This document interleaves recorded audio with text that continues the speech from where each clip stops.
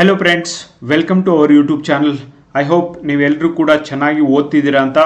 ನೋಡಿ, ನಾನು ಆಲ್ರೆಡಿ ಹಲವಾರು ಸುಪ್ರೀಂ ಕೋರ್ಟ್ ಮತ್ತು ಹೈಕೋರ್ಟಿನ ಲ್ಯಾಂಡ್ಮಾರ್ಕ್ ಜಡ್ಜ್ಮೆಂಟ್ಸ್ಗಳ ಬಗ್ಗೆ ವಿಡಿಯೋನ ಮಾಡಿದ್ದೆ. ಆ್ಯಂಡ್ ಹಿಂದೆ ನಾನು ವಿಡಿಯೋ ಮಾಡಿದಾಗ ನೀವೆಲ್ಲ ಕೇಳಿದ್ರಿ, ನಾವು ಒಂದು ಜಾತಿ ಒಳಗಿದ್ದು ಇನ್ನೊಂದು ಜಾತಿಯವ್ರನ್ನ ಮದುವೆ ಆದಾಗ ಜಾತಿಯಲ್ಲಿ ಏನಾದರೂ ಬದಲಾವಣೆ ಆಗುತ್ತಾ, ಸರ್ಟಿಫಿಕೇಟ್ಗಳನ್ನು ಬದಲಾವಣೆ ಮಾಡಬೇಕಾ?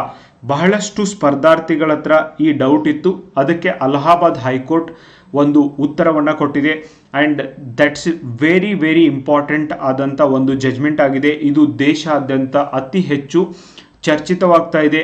ಲವ್ ಮ್ಯಾರೇಜ್ ಆಗಬೇಕು ಅನ್ನೋರಿಗೆ, ಲವ್ ಮ್ಯಾರೇಜ್ ಆದಮೇಲೆ ಮಕ್ಕಳು ಹುಟ್ಟಿದರೆ ಅವರಿಗೆ ಯಾವ ಜಾತಿ ಅಪ್ಲೈ ಆಗುತ್ತೆ ಅನ್ನೋದ್ರ ಬಗ್ಗೆ ಒಂದು ಕ್ಲಾರಿಟಿ ಬೇಕಾಗಿತ್ತು. ಆ್ಯಂಡ್ ಇದು ಒಂದು ಬಿಗ್ ಶಾಕಿಂಗ್ ಆದಂಥ ಒಂದು ಜಡ್ಜ್ಮೆಂಟ್ ಕೂಡ ಆಗಿದೆ ಗೈಸ್. ಸೊ ಇದು ಏನು ಅನ್ನೋದನ್ನು ನಾನು ನಿಮಗೆ ಡೀಟೇಲ್ ಆಗಿ ಹೇಳ್ತೀನಿ. ಉತ್ತರ ಪ್ರದೇಶದೊಳಗೆ ಒಬ್ಬ ಮಹಿಳೆ ಅಂದರೆ ಒಬ್ಬಳು ಹುಡುಗಿ ಪರಿಶಿಷ್ಟ ಜಾತಿ ಅಂದರೆ ಶೆಡ್ಯೂಲ್ಡ್ ಕಾಸ್ಟ್ಗೆ ಸೇರಿದವಳಾಗಿರ್ತಾಳೆ. ಅವಳು ಸಾಮಾನ್ಯ ವರ್ಗದ ಅಂದರೆ ಜನರಲ್ ಕ್ಯಾಟಗರಿ ಆದಂಥ ಒಂದು ಜಾಟ್ ಸಮುದಾಯಕ್ಕೆ ಸೇರಿದಂಥ ವ್ಯಕ್ತಿಯನ್ನು ಪ್ರೀತಿಸಿ ಮದುವೆಯಾಗಿದ್ದಾರೆ. ಓಕೆ, ಉದಾಹರಣೆಗೆ ನಾನು ಅದನ್ನು ಕರ್ನಾಟಕಕ್ಕೆ ಅನ್ವಯ ಮಾಡಿ ಹೇಳಬೇಕು ಅಂದರೆ, ಒಬ್ಬಳು ಶೆಡ್ಯೂಲ್ಡ್ ಕಾಸ್ಟ್ ಹುಡುಗಿ ಒಬ್ಬ ಲಿಂಗಾಯತ ಸಮುದಾಯದ ಹುಡುಗನನ್ನು ಮದುವೆಯಾಗಿದ್ದಾಳೆ. ಹಾಗೆ ಉತ್ತರ ಪ್ರದೇಶದೊಳಗೆ ಆಗಿರುವಂಥದ್ದು. ಮದುವೆ ಆದ ನಂತರ ಏನಾಗಿದೆ? ಮದುವೆ ಆದ ನಂತರ ಈ ಮಹಿಳೆ ಈ ಗಂಡನ ಮನೆ ಮತ್ತು ಗಂಡ ಮತ್ತು ಗಂಡನ ಮನೆ ಕಡೆಯವ್ರ ಮೇಲೆ ಒಂದು ಕೇಸ್ನ ಹಾಕಿದ್ದಾಳೆ. ಅದು ಏನು ಅಂದರೆ, ನನ್ನ ಮೇಲೆ ನನ್ನ ಗಂಡ ಮತ್ತು ಅವರ ಮನೆಯವರು ಹಲ್ಲೆ ಮಾಡಿದ್ದಾರೆ. ಸೊ ಆದ್ದರಿಂದ ಇವ್ರ ಮೇಲೆ ಮೂಲತಃ ಈ ಹುಡುಗಿ ಅಥವಾ ಈ ಮಹಿಳೆ SC ಸಮುದಾಯಕ್ಕೆ ಸೇರಿದವಳಾಗಿದ್ದಾಳೆ. ಸೊ ಇವಳು ಏನು ಹೇಳ್ತಾ ಇರೋದು, ನನಗೆ ಜನರಲ್ ಕ್ಯಾಟಗರಿ ಅಂದರೆ ನನ್ನ ಗಂಡನ ಮನೆಯವರು ಹೊಡೆದಿದ್ರಿಂದ ಇವ್ರ ಮೇಲೆ SC ST ದೌರ್ಜನ್ಯ ತಡೆ ಕಾಯ್ದೆ ಈ ಒಂದು ಪ್ರಕರಣವನ್ನು ಹಾಕಬೇಕು ಅಂತ ಈ ಮಹಿಳೆ ಹೇಳಿದಾಳೆ. ಅದಕ್ಕೆ ಆರೋಪಿಗಳು ಏನು ಹೇಳ್ಯಾರ, ಗಂಡ ಮತ್ತು ಅವ್ರ ಮನೆಯವ್ರು ಏನು ಹೇಳ್ಯಾರ, ಚಾನ್ಸೇ ಇಲ್ಲ, ಇದನ್ನ ಅಲ್ಲಗಳಿಬೇಕು ಕೋರ್ಟು. ಯಾಕಂದ್ರೆ ಈ ಹೆಣ್ಣು ಮಗಳು ಜನರಲ್ ಕ್ಯಾಟಗರಿಯಲ್ಲಿರುವಂಥ ಒಬ್ಬ ಗಂಡನನ್ನ ಮದುವೆ ಆಗಿದ್ದಾಳೆ. ಸೊ ಆದ್ದರಿಂದ ಇವಳು SC ST ದೌರ್ಜನ್ಯ ತಡೆ ಕಾಯ್ದೆ ಅಟ್ರಾಸಿಟೀಸ್ ಆಕ್ಟ್ ಅಡಿಯಲ್ಲಿ ನಮ್ಮ ಮೇಲೆ ಪ್ರಕರಣವನ್ನು ದಾಖಲೆ ಮಾಡಲಿಕ್ಕೆ ಆಗೋದಿಲ್ಲ ಅಂತ ಇವರು ಆರೋಪಿಗಳು ಈ ಒಂದು ವಾದವನ್ನು ಮಂಡಿಸಿದ್ದಾರೆ. ಇದಕ್ಕೆ ಉತ್ತರವಾಗಿ ಈ ಹೈಕೋರ್ಟ್ ಏನು ಹೇಳಿದೆ ಅಂದರೆ, ಅಲಹಾಬಾದ್ ಹೈಕೋರ್ಟ್ ಏನು ಹೇಳಿದೆ ಅಂದರೆ, ಹುಟ್ಟೆ ಮುಖ್ಯ ಆಗಿರ್ತದೆ ಹೊರತು ತಾಳಿ ಮುಖ್ಯ ಅಲ್ಲ. ಅಂದರೆ ಏನು?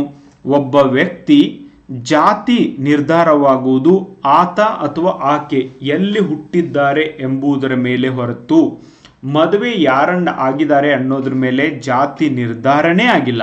ಸೊ ಆದ್ದರಿಂದ ಯಾವ ಒಬ್ಬ ವ್ಯಕ್ತಿ ಯಾವ ಒಂದು ಜಾತಿಯಲ್ಲಿ ಹುಟ್ಟಿರ್ತಾನೆ ಅವರು ಮದುವೆ ಆಗಲಿ ಅಥವಾ ಮತಾಂತರ ಆಗಲಿ, ಸೊ ಅವರು ಮೂಲ ಜಾತಿ ಒಳಗೇನೆ ಮುಂದುವರಿತಾರೆ. ಇನ್ನೊಂದು ಪ್ರಶ್ನೆ ಇರ್ತದೆ, ಈಗ ಧರ್ಮ ಬದಲಾದರೂ ಕೂಡ ಜಾತಿ ಬದಲಾಗೋದಿಲ್ಲ. ಇದನ್ನ ಅಗೇನ್ ಅಲಹಾಬಾದ್ ಹೈಕೋರ್ಟ್ ಕ್ಲಿಯರ್ ಆಗಿ ಹೇಳಿದೆ. ಏನು? ನಾವೊಂದು ಎಕ್ಸಾಂಪಲ್ ಕೊಟ್ಟು ಹೇಳ್ತೀನಿ. ಓಕೆ, ಒಬ್ಬ ಹುಡುಗ ಇದ್ದಾನೆ ಅಂತ ತಿಳ್ಕೊಳ್ರಿ. ಅವನ ಹೆಸರು ಏನು ಅಂದರೆ ಅರವಿಂದ್ ಅಂತ ಒಬ್ಬ ಹುಡುಗ ಇದ್ದಾನೆ. ಇವನ ಜಾತಿ ಯಾವುದು ಅಂದರೆ SC ಸಮುದಾಯಕ್ಕೆ ಸೇರಿದಂಥ ಈ ಹುಡುಗ.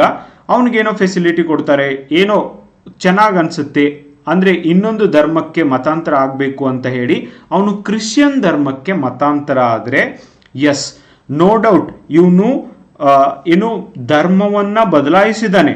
ಹಿಂದೂ ಧರ್ಮ ಅಂದರೆ ಶೆಡ್ಯೂಲ್ಡ್ ಕಾಸ್ಟಲ್ಲಿರೋನು ಕ್ರಿಶ್ಚಿಯನ್ ಧರ್ಮಕ್ಕೆ ಹೋಗಿದ್ದಾನೆ.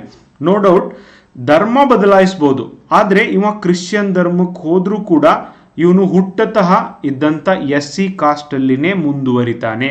ಒರಿಜಿನಲ್ ಕಾಸ್ಟ್ ಯಾವುದೇ ರೀತಿಯಾಗಿ ಬದಲಾವಣೆ ಆಗೋದಿಲ್ಲ. ಇವನ್ ಧರ್ಮ ಬದಲಾದರೂ ಕೂಡ ಜಾತಿ ಬದಲಾಗೋದಿಲ್ಲ. ಇದನ್ನ ಕ್ಲಿಯರ್ ಆಗಿ ಹೇಳಿದೆ. ಆಮೇಲೆ ರಕ್ಷಣೆ ಕಾಯಂ ಆಗಿರ್ತದೆ. ಯಾರೋ ಒಬ್ಬ ಜನರಲ್ ಕ್ಯಾಟಗರಿಯಲ್ಲಿರುವಂಥ ಹುಡುಗ SC ಸಮುದಾಯಕ್ಕೆ ಸೇರಿದ ಹುಡುಗಿಯನ್ನ ಮದುವೆ ಆದಾಗಲೂ ಕೂಡ ಆ ಒಂದು ಹುಡುಗಿಗೆ, ಆ ಒಂದು ಮಹಿಳೆಗೆ SC ST ಅಟ್ರಾಸಿಟೀಸ್ ಆಕ್ಟ್ ಏನಿದೆಯೋ ಅದರ ಅಡಿಯಲ್ಲಿ ರಕ್ಷಣೆ ಇದ್ದೇ ಇರ್ತದ. ಮದುವೆ ಆದರೂ ಕೂಡ ಈ ರಕ್ಷಣೆ ಮುಂದುವರಿತದ ಅಂತ ಹೇಳಿ ಹೈಕೋರ್ಟ್ ಹೇಳೈತಿ. ಓಕೆ, ಅಟ್ರಾಸಿಟೀಸ್ ಆಕ್ಟ್ ಅಂದಾಗ it's very very dangerous and atrocities ಆ್ಯಕ್ಟನ್ನು across the country so many ಕೇಸಸ್ಗಳು ಕೂಡ ರಿಜಿಸ್ಟರ್ ಆಗಿದ್ದನ್ನು ಕಾಣ್ತೀವಿ. ಆ್ಯಂಡ್ ಇದ್ರ ಬಗ್ಗೆ ರೀಸೆಂಟ್ಲಿ ಸುಪ್ರೀಂ ಕೋರ್ಟಲ್ಲಿ ಡಿಬೇಟ್ ಕೂಡ ನಡೆದಿದೆ. ಇವನ್ ಅದ್ರ ಮೇಲೆ ನಾನು ವಿಡಿಯೋ ಕೂಡ ಮಾಡಿದ್ದೀನಿ. ಯಾಕಂದರೆ ಬಹಳಷ್ಟು ಬಾರಿ ಏನಾಗುತ್ತೆ, ಯಾವುದೇ ರೀತಿಯಾದಂಥ ಎವಿಡೆನ್ಸ್ಗಳು ಈ ಒಂದು ಪ್ರಕರಣ ದಾಖಲಿಸಲಿಕ್ಕೆ ಸಿಗೋದಿಲ್ಲ. ಆದರೂ ಕೂಡ ಬಹಳಷ್ಟು ಪ್ರಕರಣಗಳು ದಾಖಲಾಗ್ತಾ ಇರೋದು ಒಂದು ಡೆಫಿನೆಟ್ಲಿ ನಾವೆಲ್ಲರೂ ವಿಚಾರ ಮಾಡಬೇಕಾದಂಥ ಒಂದು ವಿಷಯ. ಆ್ಯಂಡ್ ಯಾರೂ ಕೂಡ ಕಾನೂನನ್ನು ಮಿಸ್ಯೂಸ್ ಮಾಡ್ಕೋಬಾರ್ದು. ಅದನ್ನು ಅನ್ಫಾರ್ಚುನೇಟ್ಲಿ ನಮ್ಮ ದೇಶದೊಳಗೆ ಕಾನೂನನ್ನು ಯೂಸ್ಗಿಂತನೂ ಮಿಸ್ಯೂಸ್ ಮಾಡ್ಕೊಳ್ಳೋರು ಜಾಸ್ತಿ ಇದ್ದಾರೆ. ಅದು ಬೇರೆ ಧರ್ಮದವರೇ ಆಗಿರ್ಬೋದು, ಬೇರೆ ಜಾತಿಯವರೇ ಆಗಿರ್ಬೋದು, ಯಾರೇ ಆಗಿರಲಿ ಮಿಸ್ಯೂಸ್ ಮಾಡ್ಕೊಳ್ಳೋದು ತಪ್ಪು. ಇನ್ನು ಇದನ್ನೇ ಈ ಹೈಕೋರ್ಟ್ ನೀಡಿರುವಂಥ ತೀರ್ಪನ್ನು ಪ್ರಶ್ನೋತ್ತರಗಳ ಮೂಲಕ ನಿಮಗೆ ಈಸಿಯಾಗಿ ಹೇಳಬೇಕು ಅಂದರೆ, ಮದುವೆ ಆದರೆ ಜಾತಿ ಬದಲಾಗುತ್ತಾ ಅಂತ ಅಂದರೆ ಇಲ್ಲ. ತಂದೆ ಮನೆಯಲ್ಲಿ ಏನು ಹುಟ್ಟಿದಾಗ ಹುಟ್ಟಿನಿಂದ ಜಾತಿ ಬಂದಿರ್ತದೋ ಅದೇ ಜಾತಿಯೇ ಮುಂದುವರಿಯುತ್ತದೆ. Very very important. ಯಾರ್ಯಾರೆಲ್ಲ ಕಾಂಪಿಟೇಟಿವ್ ಎಕ್ಸಾಮ್ ಬರಿತೀರಿ, ಹೆಸರು ಬದಲಾಯಿಸ್ಬೇಕಾ, ಜಾತಿ ಬದಲಾಯಿಸ್ಬೇಕಾ, ಗಂಡನ ಪ್ರಮಾಣ ಪತ್ರವನ್ನು ಹಚ್ಚಬೇಕಾ ಅನ್ನುವಂಥ ಬಹಳಷ್ಟು ಗೊಂದಲಗಳು ಇರ್ತವೆ. ಓಕೆ, ಇನ್ನು ಧರ್ಮ ಬದಲಿಸಿದರೆ ಜಾತಿ ಹೋಗುತ್ತಾ ಅಂದರೆ ಇಲ್ಲ. ಸಾಮಾಜಿಕ ಸ್ಥಾನಮಾನ ಹಾಗೇ ಇರ್ತದೆ, ನೀವು ಧರ್ಮವನ್ನು ಬದಲಾಯಿಸಬಹುದು. ನಾನು ಒಂದು ಉದಾಹರಣೆಯನ್ನು ಕೂಡ ಹೇಳಿದ್ದೀನಿ. ನೆಕ್ಸ್ಟ್, ಗಂಡರ ಜಾತಿ ಸರ್ಟಿಫಿಕೇಟ್ ಸಿಗುತ್ತಾ ಅಂದರೆ, ಒಬ್ಬಳು ಮಹಿಳೆ ಮದುವೆ ಆದ ಮೇಲೆ ಗಂಡನ ಜಾತಿ ಸರ್ಟಿಫಿಕೇಟ್ ಅವಳಿಗೆ ಸಿಗುತ್ತಾ ಅಂದರೆ ಇಲ್ಲ. ಅವಳ ತಂದೆಯ ಕಡೆಯ ಜಾತಿಯೇ ಅವರಿಗೆ ಅಂತಿಮ. ಹುಟ್ಟಿದಾಗ ಯಾವ ಜಾತಿಯೊಳಗೆ ಹುಟ್ಟಿರ್ತಾಳೋ ಸೊ ಆ ಹೆಣ್ಮಗಳು ಅದೇ ಜಾತಿಯೊಳಗೆ ಸಾಯೋವರೆಗೂ ಇರ್ತಾಳೆ. ಓಕೆ ಅನ್ನುವಂಥ ಒಂದು ತೀರ್ಪನ್ನು ಇದು ಕೊಟ್ಟಿದೆ. ಇನ್ನು ದೌರ್ಜನ್ಯದ ಕೇಸ್ ಹಾಕ್ಬೋದಾ ಅಂದರೆ, ಇಲ್ಲಿ ಸ್ವಲ್ಪ ಎಲ್ಲರೂ ವಿಚಾರ ಮಾಡಲೇಬೇಕಾದದ್ದು ನಿಮ್ಮ ಒಪಿನಿಯನ್ ಏನು ಅನ್ನೋದನ್ನು ಕೆಳಗಡೆ ತಿಳಿಸೋದನ್ನು ಮರಿಬೇಡಿ. ಇಲ್ಲಿ ಹೈಕೋರ್ಟ್ ಹೇಳಿದೆ, ಹೌದು ಅಂತರ್ಜಾತಿ ಮದುವೆ ಆದರೂ ಕೂಡ ಅವಳಿಗೆ ರಕ್ಷಣೆ ಇರ್ತದೆ. ಅವಳೇನಾದರೂ ಶೆಡ್ಯೂಲ್ ಟ್ರೈಬ್ ಶೆಡ್ಯೂಲ್ ಕಾಸ್ಟ್ಗೆ ಇದ್ದರೆ ಅದರ ಅಡಿಯಲ್ಲಿ ಅಟ್ರಾಸಿಟಿ ಕೇಸ್ನ ಅವಳು ಹಾಕ್ಬೋದು ಅನ್ನುವಂಥ ತೀರ್ಪನ್ನು ಹೈಕೋರ್ಟ್ ನೀಡಿದೆ ಗೈಸ್. ಆ್ಯಂಡ್ ಇಲ್ಲಿ ಪ್ರಮುಖವಾಗಿ ನಿಮ್ಗೆ ಹೇಳಬೇಕು ಅಂದರೆ, ಎಷ್ಟೋ ಜನ ಅಂತರ್ಜಾತಿ ಮದುವೆ ಆಗ್ತಾರೆ, ಆಮೇಲೆ ತಮ್ಮ ಮೂಲ ಜಾತಿ ಪ್ರಮಾಣ ಪತ್ರವನ್ನು ಕಾಸ್ಟ್ ಸರ್ಟಿಫಿಕೇಟನ್ನು ಕಡೆಗಣಿಸ್ತಾರೆ. ದಯವಿಟ್ಟು ಹಾಗೆ ಕಡೆಗಣಿಸಬೇಡಿ. ಮೂಲ ಜಾತಿ ಸರ್ಟಿಫಿಕೇಟೇ ನಿಮಗೆ ಮುಂದುವರಿತದೆ. ಅದರ ಅಡಿಯಲ್ಲಿಯೇ ಸರ್ಕಾರದ ಸೌಲಭ್ಯಗಳು ಮತ್ತು ಕಾನೂನಿನ ರಕ್ಷಣೆಗೂ ಕೂಡ ನಿಮ್ಮ ಹುಟ್ಟಿನ ಜಾತಿ ಪ್ರಮಾಣ ಪತ್ರವೇ ಮುಖ್ಯವಾಗಿರ್ತದೆ. ಓಕೆ, ಆ್ಯಂಡ್ ನೀವೇನಾದರೂ ಅಂತರ್ಜಾತಿ ವಿವಾಹ ಆಗಿದ್ರೆ ನಿಮ್ಮ ಮಕ್ಕಳ ಜಾತಿ ಪ್ರಮಾಣ ಪತ್ರದ ಬಗ್ಗೆಯೂ ಕೂಡ ಗೊಂದಲ ಇರ್ತದೆ. ಭಾಳ ಜನಕ್ಕೆ ಗೊಂದಲ ಇರ್ತದೆ. ನಾವು ಇಂಟರ್ಕಾಸ್ಟ್ ಮದುವೆ ಆಗ್ಯಾವಿ, ನಮ್ಮ ಮಗುವಿಗೆ ಯಾವ ಜಾತಿ ಅಂತ ನಾವು ಸಾಮಾನ್ಯವಾಗಿ ಸಾಲಿ ಒಳಗೆ ಹೆಸರು ಹಚ್ಚಬೇಕಾದ್ರೆ ಜಾತಿ ಪ್ರಮಾಣ ಪತ್ರವನ್ನು ತೆಗೆಸಬೇಕು ಅಂತ ಇರ್ತದೆ. ಆದ್ರೆ ಇಲ್ಲಿ ಒಂದು ಕ್ಲಾರಿಟಿ ಏನಂದರೆ, ಸಾಮಾನ್ಯವಾಗಿ ತಂದೆಯ ಜಾತಿಯೇ ಮಕ್ಕಳಿಗೆ ಅನ್ವಯ ಆಗ್ತದೆ. ನೀವು ಹೇಳ್ಬೋದು ಇದ್ಯಾವ ರೀತಿಯ ಸಮಾನತೆ, ತಾಯಿ ಜಾತಿನೂ ಅನ್ವಯ ಆಗ್ಬೋದು ಅಂತ. ಎಸ್, ಇದ್ರ ಬಗ್ಗೆ ಕೂಡ ಒಂದು ಕೇಸ್ ನಲ್ಲಿ ಕೋರ್ಟ್ ಒಂದು ಒಪಿನಿಯನ್ ಕೊಡುವಂಥ ಅವಶ್ಯಕತೆ ಇದೆ. ಆ್ಯಂಡ್ ಮೇ ಬಿ ಅವಾಗ ಮಾತ್ರ ಒಂದು ಜಾತಿ ಆಧಾರದ ಸಮಾನತೆ ಬರಲಿಕ್ಕೆ ಸಾಧ್ಯ ಆಗುತ್ತೆ. ಅದು ತಾಯಿ ಜಾತಿ ಯಾರಾದರೂ ಆಗಿರ್ಬೋದು, ತಂದೆ ಜಾತಿ ಆಗಿರ್ಬೋದು, ಇಬ್ಬರ ಒಂದು ಆಯ್ಕೆ ಆಗಿರಬೇಕೆ ಹೊರತು ಇವ್ರದೇ ಇರಬೇಕು ಅನ್ನೋದು ಎಷ್ಟರ ಮಟ್ಟಿಗೆ ಸರಿ? ನಿಮ್ಮ ಒಪಿನಿಯನ್ ಏನು? ಮದುವೆಯಾದ ಮಹಿಳೆಯ ಜಾತಿ ಮಾತ್ರ ಕೊನೆಯವರೆಗೂ ಆಕೆಯ ತಂದೆಯ ಹುಟ್ಟಿನ ಜಾತಿಯೇ ಆಗಿರ್ತದ. ಧರ್ಮ ಬದಲಾಯಿಸ್ಬೋದು, ನಡುವೆ ಬಂದು ಧರ್ಮವನ್ನು ಬದಲಾಯಿಸ್ಬೋದು, ಆದರೆ ಜಾತಿ ಮಾತ್ರ ಸೇಮ್ ಇರ್ತದೆ. ಧರ್ಮ ಬದಲಾಯಿಸ್ಬೋದು, ಜಾತಿ ಬದಲಾಯಿಸಕ್ಕೆ ಆಗೋದಿಲ್ಲ. ಆದ್ದರಿಂದ ಮದುವೆ ಆದ ನಂತರ ಹೆಸರನ್ನೂ ಬದಲಿಸ್ಬೋದು, ಧರ್ಮವನ್ನೂ ಬದಲಿಸಬಹುದು, ಆದರೆ ಜಾತಿ ಮಾತ್ರ ನಿಮ್ಮ ಹುಟ್ಟಿನಿಂದ ಬಂದಿದ್ದೇ. ಮತ್ತು ಈವನ್ ಆದಾಯ ಪ್ರಮಾಣ ಪತ್ರವನ್ನು ಕೂಡ ಜೋಪಾನವಾಗಿಡಬೇಕು. ತಂದೆದೇ ಆದಾಯ ಪ್ರಮಾಣ ಪತ್ರ ಮುಂದುವರಿತದೆ.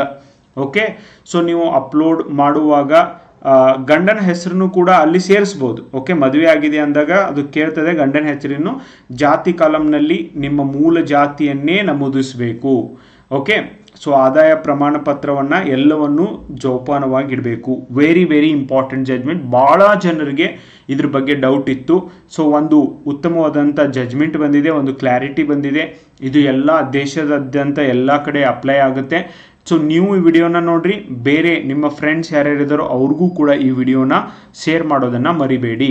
ಉದಾಹರಣೆಗೆ ಸಾಮಾನ್ಯ ಪ್ರಶ್ನೆಗಳನ್ನ ಕೇಳುವುದ್ರ ಮೂಲಕ ನಿಮಗೆ ಅರ್ಥ ಆಗುವಂಗೆ ಹೇಳಬೇಕು ಅಂದ್ರೆ, ನಾನು SC ಸಮುದಾಯದವಳು, ಲಿಂಗಾಯತ ಅಥವಾ ಒಕ್ಕಲಿಗ ಹುಡುಗನನ್ನು ಮದುವೆ ಆದರೆ ನನ್ನ ರಿಸರ್ವೇಷನ್ ಹೋಗುತ್ತಾ ಅಂತ ನಿಮಗೆ ಯಾರಿಗೆ ಡೌಟ್ ಇದೆಯೋ, ಈಗ ಹೈಕೋರ್ಟ್ ಹೇಳಿದ ಹಾಗೆ ಇಲ್ಲ.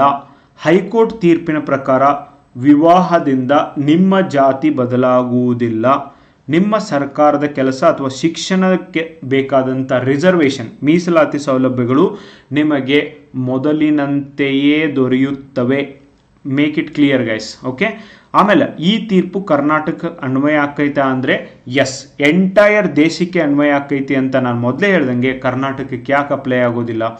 ಈಕ್ವಾಲಿಟಿ ಬರಬೇಕು ಅನ್ನುವಂಥ ಕಾರಣಕ್ಕೆ ಈವನ್ ಕರ್ನಾಟಕದೊಳಗೂ ಕೂಡ ಇದು ಅಪ್ಲಿಕೇಬಲ್ ಆಗುತ್ತೆ. ಅಷ್ಟೇ ಅಲ್ಲ ಗೈಸ್, ಕರ್ನಾಟಕ ಸರ್ಕಾರ ಮೇಲ್ಜಾತಿಯ ಹುಡುಗ, ಕೆಳಜಾತಿಯ ಹುಡುಗಿ, ಕೆಳಜಾತಿಯ ಹುಡುಗ, ಮೇಲ್ಜಾತಿ ಹುಡುಗಿ ಮದುವೆ ಆದಾಗ 3 ಲಕ್ಷ, 3.5 ಲಕ್ಷ, 4 ಲಕ್ಷ ದುಡ್ಡನ್ನು ಕೊಡ್ತಾ ಇದ್ದಾರೆ. ಆ್ಯಂಡ್ 12ನೇ ಶತಮಾನದೊಳಗೆ ಬಸವಣ್ಣನವರು ಹೇಳಿದ್ದಾರೆ ಏನಂದರೆ, ಅಂತರ್ಜಾತಿ ವಿವಾಹಗಳು ಹೆಚ್ಚಿಗೆ ಆದಾಗ ಮಾತ್ರ ಜಾತಿ ಒಂದು ನಮ್ಮ ಸೊಸೈಟಿ ಒಳಗಿರುವಂಥ, ಸಮಾಜದೊಳಗಿರುವಂಥ ಜಾತಿಯ ಡಾಮಿನೆನ್ಸ್ ಕಡಿಮೆ ಆಗಲಿಕ್ಕೆ ಸಾಧ್ಯ ಇದೆ. ಎಲ್ಲಿವರೆಗೂ ನಾವು ನಮ್ಮ ಜಾತಿ ಒಳಗೇನೆ ಸಂಬಂಧಗಳನ್ನು ಬೆಳೆಸ್ತಾ ಹೋಗ್ತೀವಿ ಅಂದರೆ ಡೆಫಿನೆಟ್ಲಿ ನಾ ಮೇಲು ತಾ ಮೇಲು ಅನ್ನುವಂಥ ಒಂದು ಮೇಲು ಕೀಳು ಅನ್ನುವಂಥ ಮನೋಭಾವನೆ ಮಾತ್ರ ಹಾಗೆ ಮುಂದುವರಿತದೆ. ಆದ್ದರಿಂದ ಅಂತರ್ಜಾತಿ ವಿವಾಹಗಳನ್ನು ನಾವು ಪ್ರಮೋಟ್ ಮಾಡಬೇಕು ಅಂತ 12ನೇ ಶತಮಾನದಲ್ಲಿನೇ ಬಸವಣ್ಣವರು ಹೇಳಿದ್ದಾರೆ. ಅದರ ಒಂದು ತತ್ವಕ್ಕೆ ಅನುಗುಣವಾಗಿಯೇ ಇರಬಹುದು ಕರ್ನಾಟಕ ಸರ್ಕಾರ ದುಡ್ಡು ಕೊಟ್ಟು ಕೂಡ ಪ್ರಮೋಟ್ ಮಾಡ್ತಾ ಇದೆ. ಬಟ್ ಇದು ಆದರೂ ಕೂಡ ನಮ್ಮ ಸಮಾಜದೊಳಗೆ ಇನ್ನೂವರೆಗೆ ಈ ಜಾತಿ ವ್ಯವಸ್ಥೆ ಮುಂದುವರಿತಿರೋದನ್ನು ನಾವು ಕಾಣ್ತೀವಿ. ಈಗ ಅಲಹಾಬಾದ್ ಹೈಕೋರ್ಟ್ ನೀಡಿರುವಂಥ ಜಜ್ಮೆಂಟ್ ತುಂಬಾ ಇಂಪಾರ್ಟೆಂಟ್ ಆಗಿದೆ. ಐ ಆಮ್ ಶೋರ್ ದೇಶಾದ್ಯಂತ ಇದ್ರ ಬಗ್ಗೆ ಹೆಚ್ಚು ಚರ್ಚೆ ಆಗ್ತವೆ. ಈವನ್ ನಿಮಗೂ ಕೂಡ ನಾನು ಚರ್ಚೆ ಮಾಡಲಿಕ್ಕೆ ಅಲೋ ಮಾಡ್ತಾ ಇದ್ದೀನಿ. ಕಮೆಂಟ್ ಬಾಕ್ಸಲ್ಲಿ ನಿಮಗೆ ಇದರ ಬಗ್ಗೆ ನಿಮ್ಮ ಅನಿಸಿಕೆನ ಹೇಳ್ರಿ. ಆ್ಯಂಡ್ ನಿಮ್ಮ ಫ್ರೆಂಡ್ಸೊಂದಿಗೂ ಕೂಡ ವಿಡಿಯೋನ ಶೇರ್ ಮಾಡಿರಿ. ಎಲ್ಲರಿಗೂ ಈ ನ್ಯೂಸ್ ಗೊತ್ತಾಗಲಿ. ನಿಮ್ಮ ಉತ್ತರಕ್ಕಾಗಿ ನಾನು ಕಾಯ್ತಾ ಇರ್ತೀನಿ ಗೈಸ್. ಬಿಕಾಸ್ ನೀವು ಮಾಡುವಂಥ ಕಮೆಂಟ್ ಸಿವಿಲೈಸ್ಡ್ ವೇಯಲ್ಲಿ ಇರಲಿ. ಅಂದರೆ ನಾಗರಿಕರ ತರಹ ಒಂದು ವಾದ ವಿವಾದಗಳನ್ನು ಮಾಡೋದ್ರೊಳಗೆ ಏನೂ ತಪ್ಪಿಲ್ಲ. ಅದನ್ನು ಬಿಟ್ಟು ನೀವು ಹಾಗೆ ನಾವು ಹಿಂಗೆ ಅನ್ನುವಂಥ ಒಂದು ಅನಾಪ್ಷನಾಪ್ಸ್ ಕಮೆಂಟ್ನ ಮಾಡುವಂಥ ಅವಶ್ಯಕತೆ ಇಲ್ಲ. It's very important to gain knowledge guys. So ನಿಮಗೆ ಅದು ಸುಮ್ಮನೆ ಬರೋದಿಲ್ಲ. ಎಸ್, ಪರ ಮತ್ತು ವಿರೋಧ ವಾದಗಳನ್ನು ನಾವು ಮಂಡಿಸಿದಾಗ, ಸೊ ಡಿಸ್ಕಸ್ ಮಾಡಿದಾಗ ಮಾತ್ರ ನಾವು ಒಂದು ಕನ್ಕ್ಲೂಷನ್ಗೆ ಬರ್ಬೋದು. ಆವಾಗ ಮಾತ್ರ ಸಮಾನತೆ ಅನ್ನೋದು ಬರಲಿಕ್ಕೆ ಸಾಧ್ಯ ಇದೆ. ಸೊ ಅದಕ್ಕೆ ನಮ್ಮ ದೇಶವನ್ನು ಪ್ರಜಾಪ್ರಭುತ್ವ ದೇಶ ಅಂತ ಕೂಡ ನಾವು ಕರಿತೀವಿ guys. And definitely India is a democratic country ಅನ್ನೋದೇ ಆದರೆ ನಿಮ್ಮ ಒಪಿನಿಯನನ್ನು ಕೂಡ ಬರೆಯೋದನ್ನು ಮರಿಬೇಡಿ. Thank you so much for watching the video. Bye, take care.